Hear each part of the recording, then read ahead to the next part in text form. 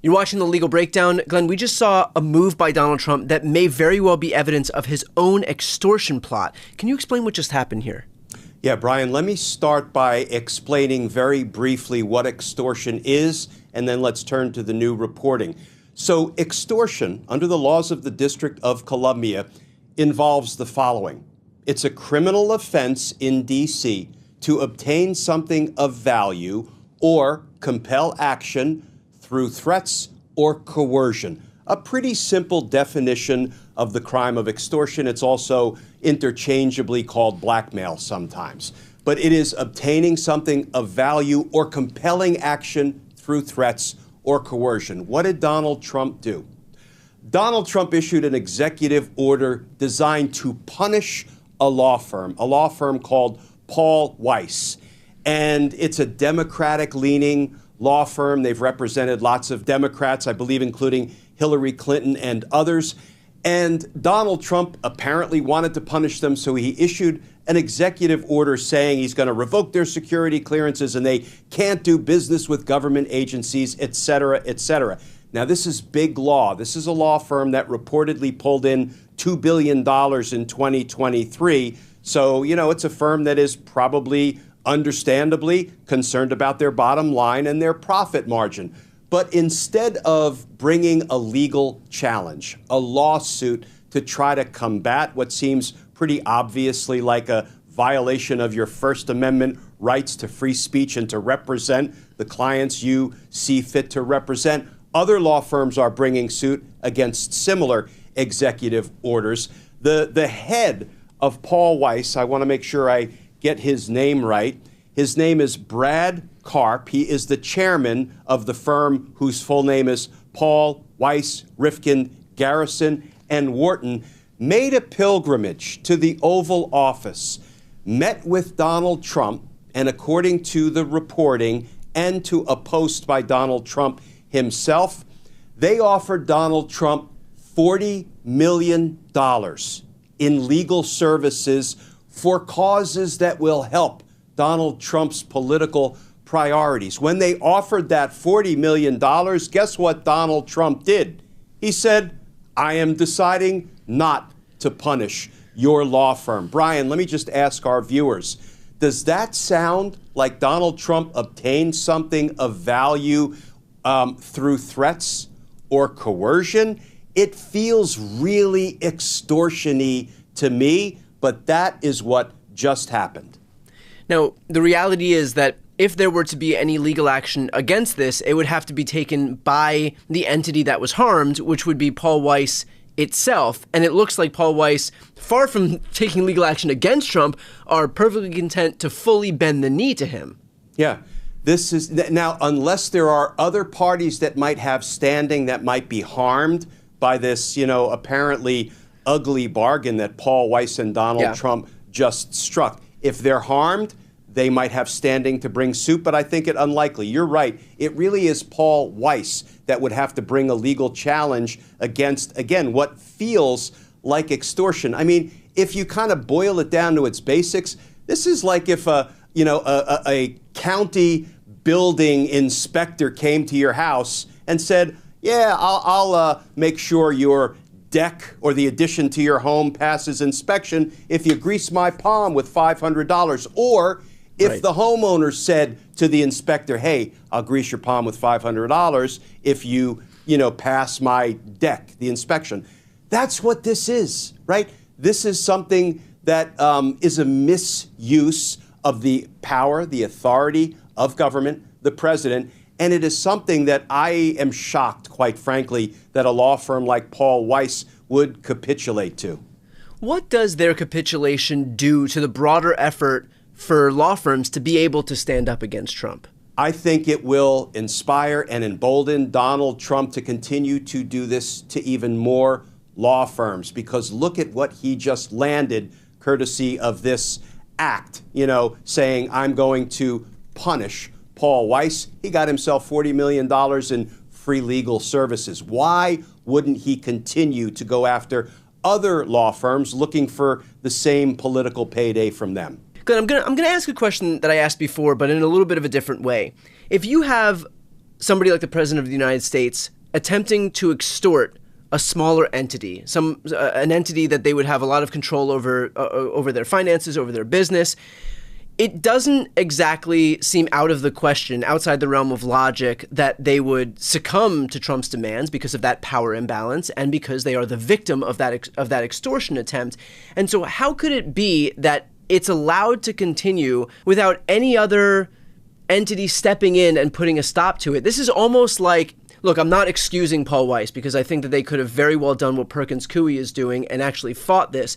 But there is a part of me that understands that they are still the victim of an extortion attempt. And so does it lend itself to reason that the only entity that would be able to bring suit against Donald Trump or this administration would be the victim of the extortion attempt, who clearly has a lot more to lose if they were to take an aggressive, hostile posture? Yeah, a couple of layers there. So first of all, usually law enforcement tries to protect the victims even when the victims are unwilling or unable to protect themselves. It looks like Paul Weiss, assuming this would qualify under the elements of the crime of extortion, it looks like Paul Weiss was unwilling to buck the president. Maybe they didn't want to get punished even more severely. Maybe they were making a cost-benefit analysis and they were protecting their profit margin. Shame on them if they were, because this continues to degrade our democracy, giving in to an aspiring dictator. But ordinarily, Brian, and let me use another very quick analogy. I handled a lot of domestic violence cases, including domestic violence murder cases. Often the victim of the domestic violence was unwilling or unable to stand up for themselves. So even if they didn't want to bring charges, we brought charges as the prosecutors to protect the victim, even when the victim didn't seem to be in a position to protect themselves, and to protect the balance of society against the perpetrator. But so when the victims are unable or unwilling to protect themselves, you know who's supposed to protect them? Law enforcement. Who would that be in this instance? Would it be the DOJ in this instance? The FBI, the federal prosecutors. It would be the Department of Justice. But do you really think Pam Bondi, Emile Bove, Todd Blanche, and those of their ilk, Trump lawyers, all are going to step up and put a stop to anything that Donald Trump is doing that might cross a legal line? Not going to happen. But can I shift my ire and my complaint for just a minute to mainstream media, Brian? Yeah. Because when I saw this story reported out this morning, I made the mistake of turning on cable news, and I actually saw people saying things like, well, this is a really unconventional negotiation that Donald Trump is undertaking, punishing a law firm, receiving $40 million in legal services and saying, oh, well, then I won't punish you anymore. This is a really unconventional form of negotiation by a president. Brian, that would be like saying if Donald Trump was out on the White House lawn shooting and killing people, if the media reported that as a really unconventional form of population control. No, It would be murder. It would be a crime. And this, as I say, looks a lot like the crime of extortion when you drill down and look at the legal elements of extortion. Well, look, I mean, that is the perfect encapsulation of the ways in which our media has normalized not just this event, but so much of what Trump has done before. So if I could take a quick moment to ask folks who are watching right now, if you want to support the work that we do, support independent media more broadly, please make sure to subscribe to both of our channels. Glenn is fast on his way to 1 million subscribers, so if you haven't yet subscribed yet to his YouTube channel, please go ahead and do that.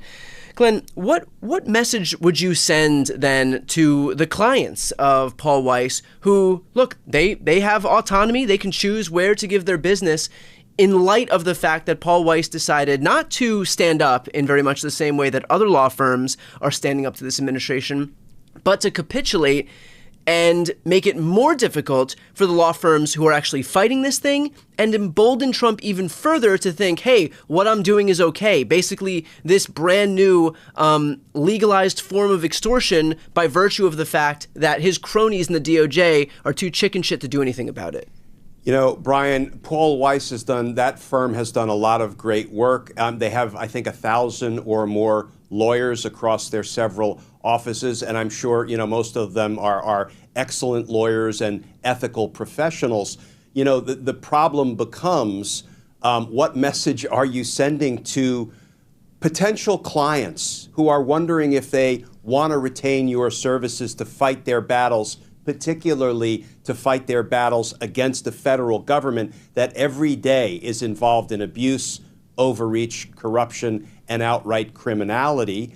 Do those clients decide that they're going to throw in their legal lot with a Paul Weiss, or are they going to go to a Perkins Coie or another firm that has opted to stand up against this kind of, autocracy that Donald Trump is practicing? I'm not going to say, boycott this firm or boycott that firm, but I think clients need to make informed decisions about what kind of a law firm they want to plug into. Is it they want one that stands up to dictatorship, autocracy, and tyranny, or one that lays down in the face of those things? And Glenn, I think the most telling part of all of this is that we're seeing Trump employ these practices not just as it relates to big law, but also as it relates to the media. We've obviously seen, CBS, ABC lay down in the face of Trump.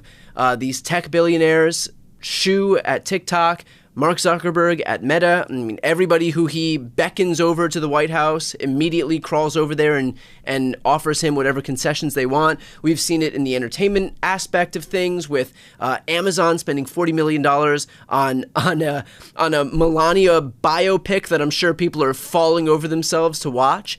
And in just arena after arena after arena, Trump is showing that he is willing to extort every single entity that he comes across. But almost worse than that is the fact that so many of these entities are willing to be extorted as opposed to recognizing the power that they would hold by virtue of banding together, basically. And yet, rather than do that, which would not only make them stronger, but also push back in the face of this overt tyranny that you just referenced, they've opted to, cow in the face of Trump instead. Yeah, the question will be asked, where were you when Trump came first for the immigrants, came for the LGBTQ community, came for big law, came for big tech? Where were you? Were you standing up? Were you laying down? Were you on the sidelines, not wanting to get involved in the fight for a healthy, indeed a viable American democracy? Where were you? I think people need to stand up and fight, and that's why, Brian, not to toot our own horn, we are independent media. We don't have corporate sponsorship. We don't have bosses giving us editorial direction about what we can say, what we can't say, what story we can cover, and what story we shouldn't cover because it might anger somebody. We're just calling it the way it is, giving people accurate information that hopefully they can use to make decisions in their own lives about what they want to do in the face of what Donald Trump is doing to so many. He is hurting so many people, and if we're not standing strong, standing together, and standing up to it, well, then we're all going to fall.